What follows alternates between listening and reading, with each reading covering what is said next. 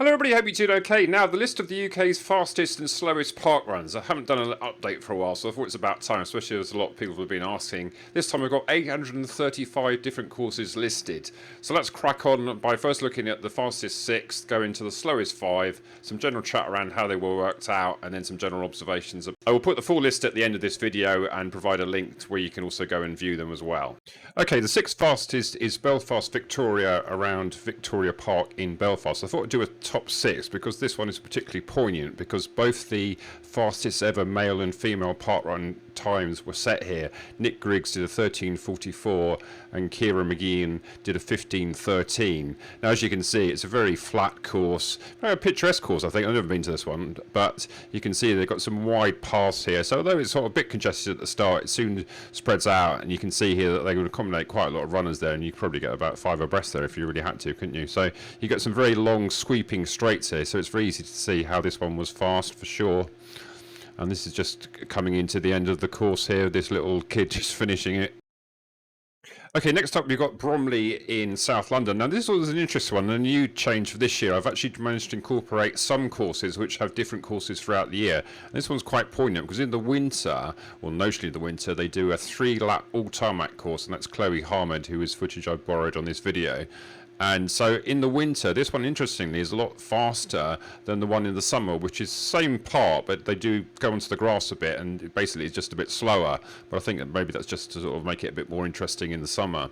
So yeah, this is one of the fastest courses, and indeed last time it was the 2nd fastest. But the difference from one course to the next in this list can be very, very small, so don't read too much into that. And here's Chloe finishing here in a fine 90 minutes, I think her fastest time at the time. So in 4th place is the Isabel Trail in Stafford, which is an out and back old railway course. Now this is another interesting one, that they have 2 courses here. This is their main course, but sometimes in the winter it gets flooded, and indeed at the moment they're running it on an alternative course, which is also very fast, and indeed it's the fastest alternative course in the country. I'll discuss that in a bit more detail later on in the video. But you can see there in the summer this looks a very nice course, and then the faster runners coming back there, and there's the U-turn, the only sort of turn on the whole course. So you can see how this could be a very fast one. It looks like a good surface. It does potentially look a bit narrow in places, but I think it soon spreads out. Now in 3rd place is a fairly new park run, Battersea Park, which has been going since last October, and part of the reasons why I've delayed this analysis because I wanted to see how fast this was coming up, because I've done quite a few road races on this course, which is almost identical to the park run course, and it's certainly one of the fastest courses around. Now it's interesting in the road races that I've done there, usually the field's limited to about 300, but obviously in the park run there's no limits, and they often get fields of over 1,000. I'd also say now it's the most competitive park run in the country. If you ever thought park run isn't meant to be a race, well, you might be confused by thinking otherwise if you went to Battersea Park, because they had several hundred runners under 20 minutes the other day. And this is the footage from Crown My Run, and he's probably in about 20th, 30th place compared to Nick Bester here rounding the corner with the whole lap to himself. But you'll see later on that it does get a bit more crowded. But even back in 30th place here, then you can see that they're overtaking people. You can see in this particular view there's plenty of room on the right side to overtake, but if you're on the left side there you may struggle. And I think this is Crown My Run coming to the end of his park run, so you can see that you have to sort of take a left to finish off, and they have a very slight bit of off-road here when you go past this tree around these cones to a very short sprint to finish off. So yeah, definitely a park run to do if you're interested in a fast time, but you may feel like it's a bit like a race. And indeed in this view Nick seems to have been encountering a lot more traffic, don't you? It's always a bit of a problem at park run because it was a bit of contention when the fast runners tried to get past the slower ones, but here's Nick finishing.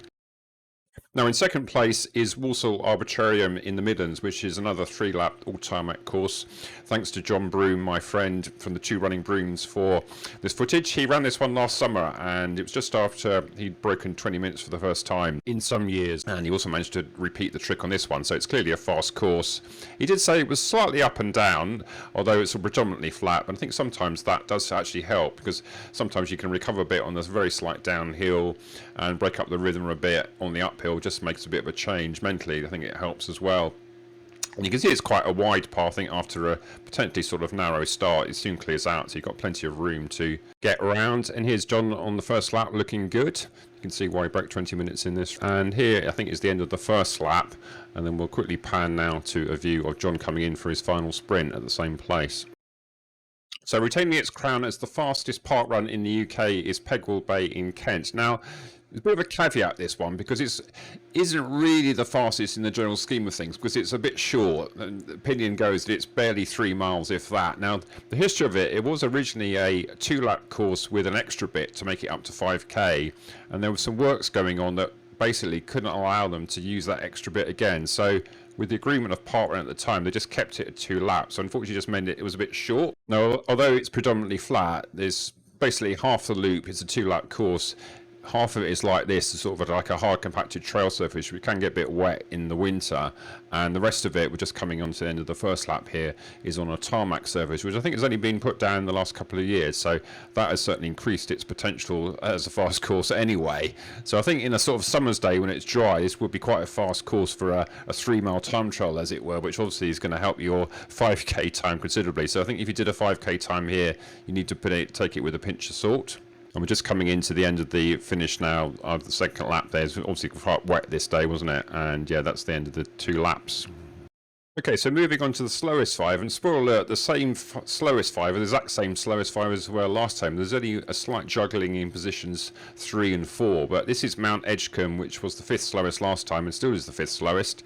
So it starts off on a tarmac path there, but it's amazing view, especially on this very bright summer's day, isn't it? So yeah, thanks to the vegan runner for the footage. I think I used his footage last time, but I haven't seen anything better yet. So you can see it's a sort of mixture of tarmac paths in the open and through the woods, and very shortly I think we'll be heading off the tarmac path, which does look a bit rutted there, and heading over to some grassy area. So I think as well as the grass, it also seems that the gradient goes up as well. So you can see this is very much an up and down course, and we've got some slow-mo of a nice dog here, so definitely in the parkrun spirit for sure. Yeah, it looks a very nice course to do in the summer, doesn't it? I'm not sure this would be a bit of a mud bath in the winter, but yeah, this section looks a bit flatter, or at least sort of firmer, and we come onto this really wonderful scene here where the vegan runner here is chasing some kid with these amazing views down this grassy area, which is like a nice downhill one.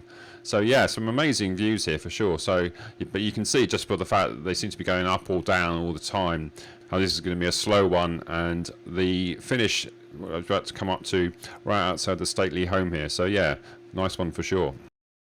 Now in 4th place is the infamous Woolacombe Dunes. We're about to go up the dreaded Dune of Doom, which is basically a straight uphill off the beach with very sort of powdery sand.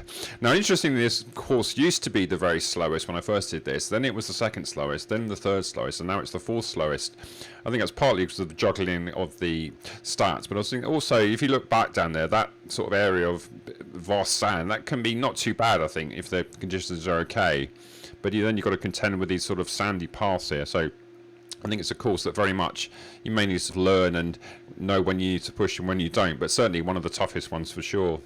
It must be quite difficult to decide which shoes to wear here, because obviously in the firm sand and road shoes would be fine, but in the soft sand when you feel you need more grip, you think, well, trail shoes would be good, but sometimes trail shoes can be a bit heavy and cumbersome, so they don't always work quite so well when it's really soft. And you think, well, maybe spikes would be good, but if you look at this bit here, it just looks a bit sort of hard compacted, doesn't it? Welcome to the slope of hope. So yeah, they do have a sense of humour on this one, and I think this is the final bit up, which looks like a gravelly trail, so again, they could rule out spikes. That at least a bit you do going downhill at the start, so yeah, one to do for sure. Now in 3rd slowest is Durlston Country Park in Swanage in Dorset, which are swap places with Woolacombe Dunes. Now as far as I can see, there's not any flat on this course at all. It's either basically uphill or downhill, and there's a lot of basically loops that go past the start finish area quite a lot, but some amazing breathtaking views, isn't it? So I think in the summer it's definitely what we want to do, and thanks to Danny Norman for the footage of this one. I think I used his footage last time, but still the best. Hope you can do a few more videos of these, Danny. I haven't seen you doing any for a while, but yeah, you can see Danny is struggling a bit here. I think he's going uphill after the first sort of few minutes and he's already struggling, but some nice marshals to help you on the way, and actually a bit of downhill tarmac to cheer you along. I think this is the end of the first short loop where you basically come down the hill that you started the first time, and I think instead of going right as you went there, you go left, and yeah, you get even more breathtaking views on this bit. Yeah, so it does look like a very picturesque one to do, if a very slow one for sure. And this is the end where Danny's struggling. This is possibly one of the hardest finishes I've ever seen. It seems to go straight uphill, and you'll see in a minute you have to go left past this wall, then you almost have like a short downhill sprint to the end, but I think by then your luck's up and your time is either what you want it to be, or yeah, you just had a nice day out and admire the views and go back for some ice cream if it's summertime. So I think this is Danny coming into the finish, and there we go. The finish is pretty breathtaking in itself. You go down this little lane here and you almost feel like you're going to fall off the end of the world, don't you? But yeah, some nice marshals to greet you on your way. It's what you need at the park run for sure. Okay, in second place remains Whinlatter Forest in Cumbria near Keswick, where there's a much faster course on the old railway. And this course is net uphill, but you do actually start downhill. So this video here is quite a nice one. You can sort of see that people almost sort of can't run fast enough downhill. But I think that will be short-lived as the surface and the terrain soon go up. And it does look like a reasonable surface there. I think even on a winter's day, it's like fairly firm. There are some sections in the woods that look a bit more sketchy, but yeah, generally plenty of room for the runners here. Obviously not going to be the most popular course being so remote. It's sort of course I tried to get to by bus and then then run 5 miles and do this part, and I thought that was a bit ambitious, so I decided against that. I'll have to wait for another time to do it, but this bit looks a bit narrow, doesn't it? But yeah, it does look a very amazing course for sure. All these tough ones always think that they are amazing, and this lady seems to have saved a bit of to the end. And I think this interesting one is actually when you get to the last half mile, it's then straight downhill. And it's interesting, one of the few park runs where the start and finish are a bit apart actually, but I think this last bit at least is straight downhill, and I think you basically just carry on downhill back to, on the trail, back to where your car is. So yeah, maybe not too bad, and at least you've got your park run done. So the slowest park run in the UK remains as Great Yarmouth North Beach here in Great Yarmouth, obviously in Norfolk, and we've got Ready, Set, Go to thank for this footage, and I think they did find this a lot harder than they thought. I think it's interesting with this one, it's obviously pretty much flat, but obviously the wind's going to be a factor, and the sand here does look to be generally quite sort of powdery and soft, although this bit doesn't look too bad, but you can see here when they do this right turn how deep that sand is and how much you're going to sink into it. It must be very difficult to decide on the best shoes again for this one. I think, you know, whatever shoes you wear, maybe you could actually wear spikes on this one if you're allowed. Sometimes you're not allowed to wear spikes at park run, I've heard, but I'm not sure whoever checks these things. So you can see here that even though they look to be sort of moving okay, that's quite a soft sand and quite rutted as the sand goes. You think, oh, I'd much rather be on that top bit, which looks a bit like an old railway, doesn't it? And this is the final finish, as it were, and yeah, it's very one that I would like to do. Maybe one to sort of think about how best to tackle it, really. But yeah, still the slowest by a long way as well. So I thought I'd do a little interlude on how this is all worked out. I've shown these slides before, but in case you're hoping for a spreadsheet, that's coming up soon. So yeah, this is all based on what we call the standard scratch score. So for each park run each week, e.g. Bushy number 1000, I compute this SSS score, which is basically a relative measure of how difficult conditions were that week. And this is borrowed from golf terminology, how they used to calculate golf handicaps incidentally. And so what I do for these rankings is take all these weekly SSS scores at each park run and then take a median of all the weekly scores. And this analysis, I've used the period 1st of January 2023 to the end of January 2025. So the last park run this is the 25th of January 2025. So hopefully all park runs that started on or before that date and were held in 2024 or the start of 2025 are included in this analysis. So how basically is the SS itself computed? Well, each park runner's time is computed to a point score on a golf type handicap scale, which is loosely based on the Wilder age graded tables from 2015. And then compare that score you did 1 week with your best score at any recent parkrun or race. And then you take basically the difference between the two. So say I ran 20 minutes at a parkrun and scored 9.7 points, is what it is. But my best time at any type of 5k recently was a 90 minutes. That would be a 7.6. And so my SSS for that one would be 2.1.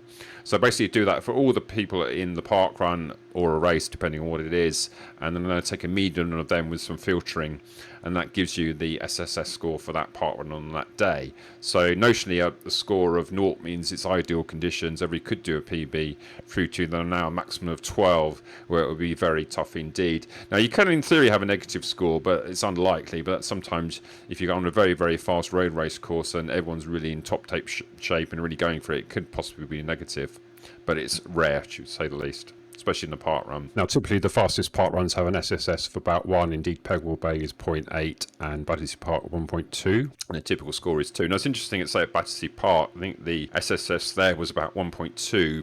But but in road races it's about 0.6, so you can see that even though it's the same course, the fact it's a parkrun may actually slow the times a bit. Now, if you're waiting for a spreadsheet, here's my spreadsheet of how I've worked this all out. Although I do all the database queries in SQL Server and then transpose this to a spreadsheet for a bit more analysis. So here are the top ones here. So what I've done basically, this is the median SSS scores. This is like the headline figure. And this time I decided to separate any ties by the standard deviation, thinking that if it has a low standard deviation, then that's a more accurate indication that that median score is probably valid. So as it turns out, Battersea here has a cluster of parkruns on 1.2 median SSS, but it has the lowest standard deviation.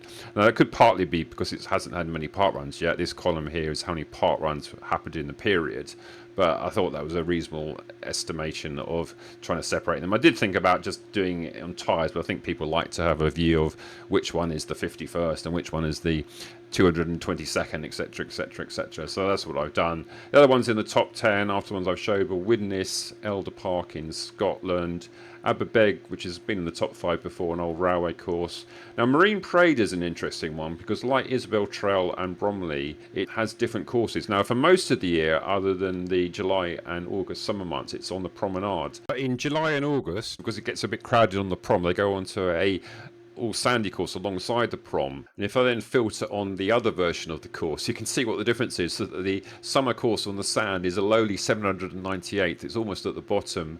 And the Marine Parade main course is in 10th place. Now, I did this to try to sort of like separate out the effect. I was wondering why the Marine Parade course was coming a bit low, and I realised that it was best thing to separate these things out. It's also interesting in that respect to look at Isabel Trail here. The main course is in 4th place, but the alternate course here is in 21st place, and really there isn't much in it. When you talk about 1.0 SSS points, we're talking about 30 seconds. So difference of 0.1 here, maybe an initial 3 seconds. This may be all of the order of 6 seconds. So you round it up. You know, you could argue that the alternative course on any given day is just going to be as fast as the main course. And that one has now been run 30 times in the last couple of years. We scroll down here. 1 year Victoria Dock was the fastest, and I think they've had a few changes of courses over the years. They've had a few dead turns, how to go on one side of the river, not the other one, but it's still coming up pretty quickly for sure. I mean, it's obviously dead flat and tarmac there, so it's always going to be quite quick, isn't it, for sure. Worthing is a good example of one that has been higher, and I think on a summer's day when there's no wind, you're going to get a very fast course there, but it's slightly further out and back, so if the wind's in the wrong direction, as it were, you may be into the wind more than it's helping you, and also if the wind's quite strong, it's not going to help you much at all. So sometimes some of these prom ones here, Hove Promenade just along the coast, is going to be a similar sort of situation for sure. I mean, it's potentially the fiery fastest, but may not always be. Poole is another one that has been very high, and as I said, the difference between these things can be very, very small. Poole is another one that has been very high at heart before, but it's only in 31st place this time. But if you're on that area, it's certainly one of the fastest ones around, if not the fastest. So I think on any given day, you're always going to get a good run there.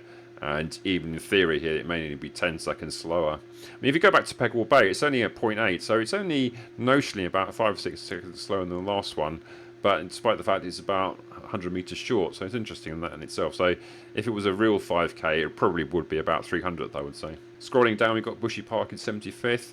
I mean, always a competitive one there. Obviously, it's part grass, part trail there, part tarmac, so you get a bit of everything. I think on the summer it's going to be quick. In the winter, maybe not so much. Millom is another interesting one because that used to be one year the very slowest when it was basically a paddy field, but they then built a permanent sort of pseudo running track there, and obviously it's improved the conditions considerably, and it's now up to 184th. So if you go there, you're going to get a nice consistent run for sure. Coming to the end, and here is the bottom 5. You can see here the Great Yarmouth North Beach is considerably slower than all the other ones. In the end, I decided to actually change the maximum SSS score from 12 to 10 that it had been, because otherwise both Whinlatter and Great Yarmouth were coming at 10 most weeks. So I thought need to have a bit better separation here, and you can see that Woolacombe Dunes and Durlston Park, that's why they probably swapped over. There's not much in it, 9 or 9.4, so not a huge amount. And then Mount Edgcumbe is considerably faster in inverted commas, is it, or less slow, and it's not too much slower than here.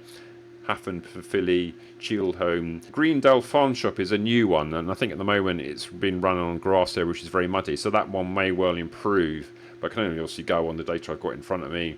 Flats Lane, Lanhandrock, Lime Park and all these other ones. I think East Grinstead is a bit of a mud bath normally as well. So yeah, I think all the ones that are normally at the bottom are the bottom. So if anything, the ones at the bottom are more consistently at the bottom than some of the other ones at the top, which do seem to sort of slip around a bit. One of the improvements, as I said, this year was to try and identify park runs which have 2 or more different courses on a sort of more permanent basis. So I know a lot of courses just have sort of temporary emergency ones, and it's not always very easy to work out when each one was run on. But I thought it'd be worth doing this analysis to better separate them out, and I think we've already talked about the top ones here. But you can see some of them here. There's not actually much difference between the winter and the courses and the summer ones, like Footscray Meadows, East Brighton, Medina are all basically identical. And it's interesting at Medina in the summer and the winter that those are in completely different locations. So it's not even like East Brighton where it's just a variant of a theme running around the grass pitches there. But some obviously that we've mentioned have considerably different conditions, like Hunstanton Promenade in the winter is literally on the promenade,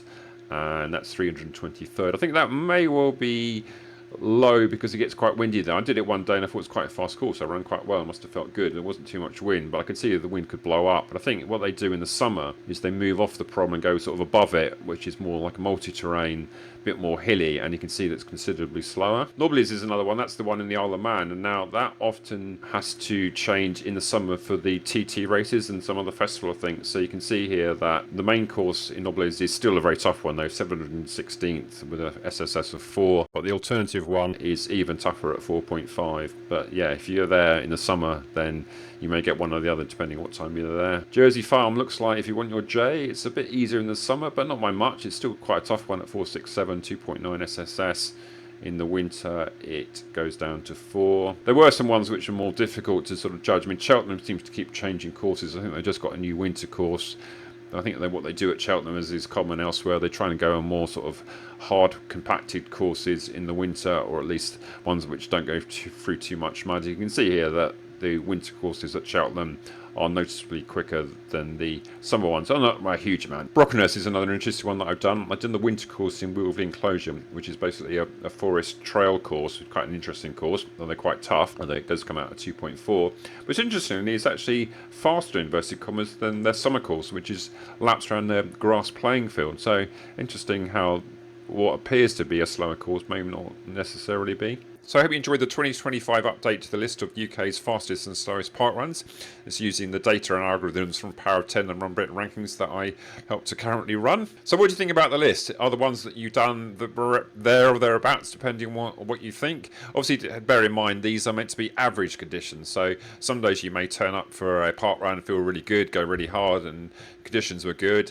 Other times you may go there and not feel so good, and you think, oh, my list is a load of rubbish. So you have to bear that in mind. I think if you go to the same parkrun multiple times, and then you maybe get a true picture, and obviously it's just a bit of a statistical exercise. I'm not saying this is the actual definitive truth, but I think certainly you can say that the ones at the front of the list, the fastest ones, are certainly faster than the ones at the back. So in that sense, it works in that sense.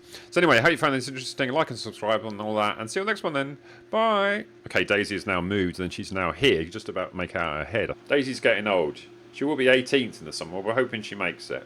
But she's now confined to biscuits, so she's struggling a bit, really, to be honest.